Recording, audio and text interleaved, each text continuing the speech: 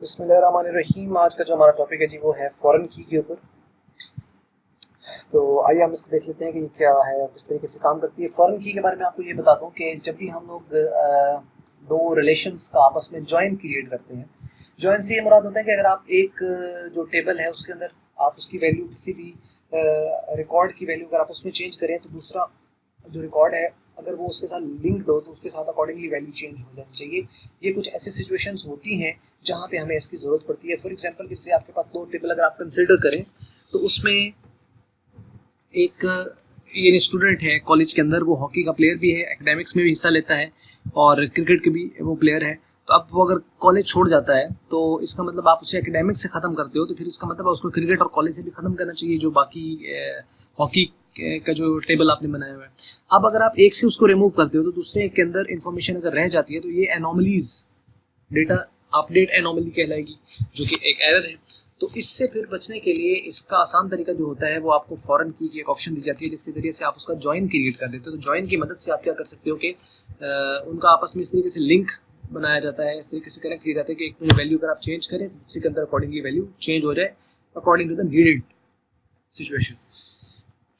तो आइए हम इसको पढ़ लेते हैं यहाँ से कि क्या बात यहाँ पे की जा रही है। Foreign key is used to establish a link between two tables in RDBMS। यानी जो रिलेशनल डेटाबेस मैनेजमेंट सिस्टम है उसके अंदर दो टेबल के दरमियान अगर आप कोई लिंक क्रिएट करना चाहते हैं, और लिंक मैंने आपको बता दिया कि एक में चेंज दूसरे के अंदर भी चेंज हो जाए, यानी एक डिपेंडेंट टेबल होगा और एक इंडिपेंडेंट टेबल होगा। A foreign key is an attribute in a table whose values must match a primary key in another table or it must be null।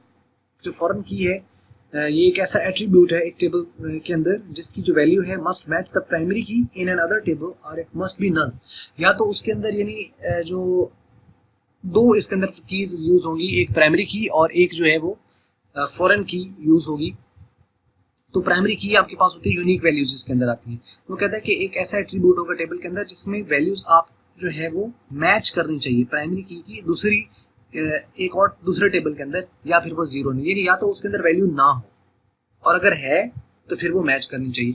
जो प्राइमरी की होती है वो तो नल हो नहीं सकती, जो फॉरेन की है वो नल हो सकती है। उसके अंदर वैल्यू जो है वो मे और मे नॉट होती है कि शायद हो शायद ना हो, लेकिन ये नहीं मतलब कहने का मकसद है कि जिस टेबल के ऊपर फॉरेन की होगी उसकी वैल्यू या तो नल होगी और अगर होगी तो फिर उसको प्राइमरी की के साथ मैच करना चाहिए। दूसरा पॉइंट लिखा हुआ है कि table in which the foreign key is found is called dependent child table, where the table where a table in which the primary key is found is called parent table or a home table। यानी जिसके अंदर ऐसा table, दो table होंगे इसके अंदर, ऐसा table जिसके ऊपर प्राइमरी की आपने लगाई है, प्राइमरी की है, उसे पेरेंट टेबल या मेन टेबल कहा जाता है और वो इंडिपेंडेंट टेबल कहलाता है। और जो फॉरेन की वाला टेबल है वो डिपेंडेंट टेबल कहलाता है या चाइल्ड टेबल कहलाता है। तो ये इसका एक पॉइंट है। उसके बाद है foreign key relationships are basis for establishing one to one, जो कि प्राइमरी और फॉरेन की का एक रिलेशन होगा। वन टू वन रिलेशन हो सकता है और वन टू मैनी रिलेशन, यानी एक मेन टेबल जो प्राइमरी होगा वो एक ही होगा, उसको आप लिंक कर सकते हो किसी एक टेबल के साथ या उसी प्राइमरी वाले टेबल को किसी दूसरे टेबल के साथ या तीसरे चौथे टेबल के साथ भी आप लिंक कर सकते हो। यानी इसके अंदर जो रिलेशनशिप बनते हैं वो वन टू वन होते हैं, वन टू मैनी होते हैं। Relationships across the relation in RDBMS, ये उसने बात कर दी यहाँ पे। फॉरेन की मे और may not have null values, ये नल वैल्यू ले भी सकती है। नल का मतलब है एम्प्टी, खाली, और नहीं भी हो सकती इसके अंदर। उसके बाद आप देखें यहाँ पे फॉरेन की के बारे में जो है एक टेबल है, इसको समझ लेते हैं। यहाँ पे ये एक मेन टेबल है, यहाँ पे इसको पेरेंट टेबल का नाम दिया गया, डायरेक्टर्स का टेबल। और उसके बाद ये जो है रिलेशनशिप्स की बेस पर ये एक मूवीज जो कि चाइल्ड टेबल के नाम से है, इसके अंदर डायरेक्टर आईडी जो कि ये है, और उसके बाद नेम का एक फील्ड दी हुई है, डेट ऑफ बर्थ की फील्ड है, प्लेस ऑफ बर्थ है और बायोग्राफी। तो इसमें ऑब्वियसली आईडी जो है इसके अंदर यूनिक वैल्यूज आएंगी, रिपीट नहीं हो सकती। तो इसके अंदर ये जो होगी ये इसकी प्राइमरी की होगी। इसको आपने एक और टेबल बनाना है, उसके अंदर भी ये सेम फील्ड होनी चाहिए। और इसमें यहाँ पे मूवी आईडी है, उसका टाइटल है, उसके बाद ये डायरेक्टर्स आईडी जो पिछले टेबल में था ये आपने यहाँ पे भी इसको शामिल किया और इनको ज्वाइन क्रिएट कर दिया जाता है।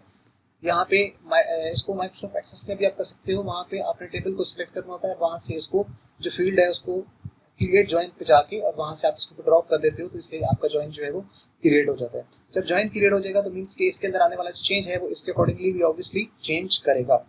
उसके बाद आपके पास एक छोटी सी ये थी फॉरेन की, और उसके बाद एक छोटी सी डेफिनेशन है सॉर्ट की। सॉर्ट का मतलब होता है अरेंजमेंट करना। तो sort key is used to physically arrange the data values fields in some ascending or descending order. Any of the key can be used as sort key in relationship. For example, arranging the name alphabetically are in relations.